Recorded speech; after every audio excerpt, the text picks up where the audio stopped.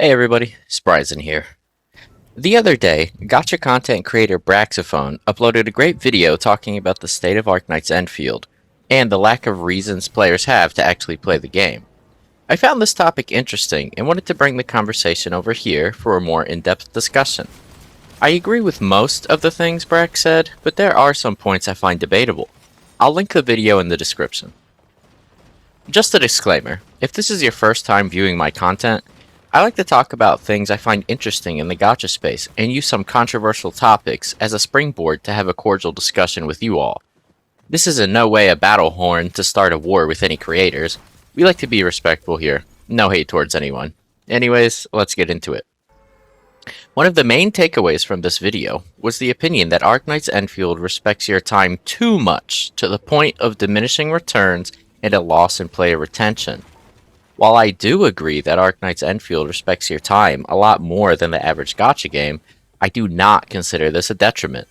While yes, it is probably true that some people find there is not enough to do, so they opt out to play other games that require more attention sooner than others due to FOMO, or the fear of missing out, on a character or a piece of content, I feel like this isn't the case for majority of players who like the game. I've seen the sentiment shared from players that the reason they play ArknightsEndfield is because it respects your time, and you don't feel forced to play it constantly to grind for the newest banner, or fear missing out on something you might not even really want. You can log in and do your dailies and log off. People have busy schedules and might not have enough time to play even one game as much as they want to. So I'd argue the lack of FOMO mechanics is a net positive for most people. Even the events have 2 to 3 weeks before they expire, and most events can be knocked out in an hour or two if you just want to put it off until you have the time to actually complete it all. Events even have trimmed medals for people who want a more fulfilling experience on top of just collecting the currency and dropping the event after. Yeah, the trimmed medals aren't always the hardest thing in the world to get, but the content is there. It deserves credit for that. If I feel like doing the event one day, I'll do it, and if I don't feel like doing it, I don't, because I know the game gives me plenty of time to finish it and I go on about my day. ArknightsEndfield is a live service gacha game, but to me it feels more like a traditional single-player RPG or an MMO. When you fully complete the game, you play another game, or chase achievements in this game until you've had your fill. I think the great thing about ArknightsEndfield is the fact that I can play and fully complete all a patch has to offer in a few days to a week, depending on the amount of free time that I have. Then I can just focus on the daily grind. It allows me to feel content with my experience and focus on other games, hobbies, or real life, while not feeling left behind, unlike other live service games. I don't think ArknightsEndfield has an issue with player retention. People complete the patch, then focus on dailies until the next patch brings more story and gameplay content. It's like having a 9-to-5 job that you only have to go to 1 week out of the month, but they still pay you for the entire month, even though you don't have to be there every day. It feels similar to playing an MMO, where the start of an expansion brings large player traffic and slowly dips down as most people complete the content that they were interested in before taking a break and returning next patch. I've said it before and I'll say it again, ArknightsEndfield prioritizes a healthy gacha life balance. They want you to play and have fun, use the characters and teams you like, complete content at your own pace, and live your life when you aren't playing, not feel FOMO or an obligation to play when you aren't interested in playing. A game that shows me the respect I deserve as a person with other responsibilities besides playing it, in turn, gains my respect and loyalty as a consumer. I will always continue to support ArknightsEndfield because I feel like the game is supporting me by being so patient with its expectations of me as a player. Speaking of mutual respect, did you all know only 5% of my average viewer base is subscribed? If you like my content, consider subscribing and leaving a like. I'm on my journey to 1,000 subscribers before the YouTube overlords double the watch time requirements in 2027. Each and every one of you who chooses to hit that subscribe button helps me astronomically and allow me to continue making content just like this video. The support I've received so far has been awesome and I really appreciate you all. So, Spryzen, you've yapped on and on about player retention in ArknightsEndfield. What else did Braxophone talk about in his video? Well, I'm glad you asked. He also compared the gearing system in ArknightsEndfield to other gearing systems in games like Genshin Impact and Wuthering Waves. talking about how those games disrespect your time so much through those gearing systems, it can take weeks or months to build even one set for one character.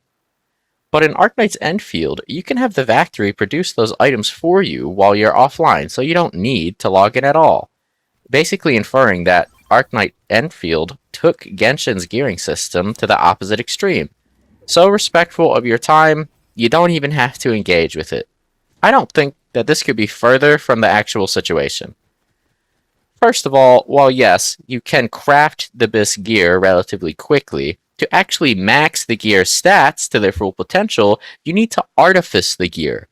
For those unaware, gear artificing is an expensive process, gate-kept by stock bills and weekly reset of the stock distribution shop. It can take 1 to 2 weeks of resources to fully max one gear set of an operator, depending on your luck with RNG. Sure, it mainly resolves around factory production and daily stock bills grinds, but you do have to engage with the system if you want the best gear possible. Also, you can, and probably will, get a perfect weapon essence within a couple of days if you use engraving permits to guarantee the right stats. But again, leveling that essence's stats to their max levels takes a ton of RNG luck and insanity investment. Again, another system you have to engage with. Sure, it's definitely faster and less luck reliant than grinding that perfect artifact set in Genshin, but it's still something you will be grinding for. What do you do when you're finished with your build, though? Well, you actually get to build the rest of your roster. ArknightsEndfield feels like a game where I can realistically build every single character I own because I'm not bound by weekly boss materials for talent ascension, and I can grind out best gear and weapon essences in a realistic time frame. I also play Weathering Waves, and I struggle to get a full team built up because each character takes like 2 to 3 weeks of mats to completely max them out. And by that point, the TOA shield buff has rotated out, and now I feel like I need to build another team fully to try again. Obviously, it's achievable over time, but it doesn't feel so good to engage with the game's systems, especially as a new player trying to get caught up. In ArknightsEndfield, I get the newest character I want, and they're maxed out in a day or two, and I can use them to clear the endgame. The only thing that requires more grinding is usually maxing the talents by collecting new flowers or ore. Which brings me to my next topic of discussion, mint picking. Brax mentioned that mint picking in ArknightsEndfield is too convenient, because you can use zip lines to reach the nodes instead of walking, or use the Dijon to manufacture mints while offline. I don't see how that could be perceived as a negative thing at all. Does anyone enjoy pulling the newest unit, then walking around Tevat picking up flowers for them? He said you could do a full mint picking route in 10 minutes or so if you're fast, but what if you've never done that flowers route before? What if you don't have the character that can find the regional specialties on the map? You need to open YouTube, search up a mint picking video guide, and follow along to collect 50 plus little weeds that won't even max out your character in one day without ore farming or visiting another player's world. I went through this recently with Sandrone, and I gotta say, I haven't logged into Genshin since the day I got her. I dread what I have to do the next time I log in so much that I just don't. But in ArknightsEndfield, I'm getting those mats passively while doing other things, playing other games, enjoying my life. And when I do want to collect the nodes, I can get it done in 5 minutes, because ArknightsEndfield knows it's not always fun to play Gardener. Everybody considers it a mandatory chore for character building rather than engaging fun gameplay. Hypergriff took the formula for character building in a modern gacha game and tried to make the most unbearable parts of it as bearable as possible for the players. I can only view this as a good thing. I don't want to just debate all of Brax's points though. I agree fully with about 90% of what he said in his video, especially the part about ArknightsEndfield's gacha system. While yes, it may be mathematically the best system out there in terms of 6 stars gained on your account, it still feels bad to engage with. He made a perfect analogy comparing the gacha system to glasses of water. One regular glass of water, and one of them is infused with charcoal. The charcoal water has added health benefits and may mathematically be healthier for a number of reasons, but it definitely won't taste very good while you're drinking it, so you probably won't care about that. Facts and feelings don't really care about each other's existence. While it is a fact the gacha system is better than others in terms of account value gained, it's also a fact that it feels bad to gain that very value from that gacha system. It's just like playing any game out there. Maybe it is good. Maybe it's the new Elden Ring of the world. But if I don't enjoy playing that game, then it doesn't really matter at all, does it? I'm curious to hear everyone's thoughts on this one. Do you think ArknightsEndfield is going to lose your retention one day because of a lack of content? Are there any points I didn't cover from Braxophone's video that you want to bring up for discussion down in the comments? Let me know. Leave a comment down below. That's all for this one. Bye-bye.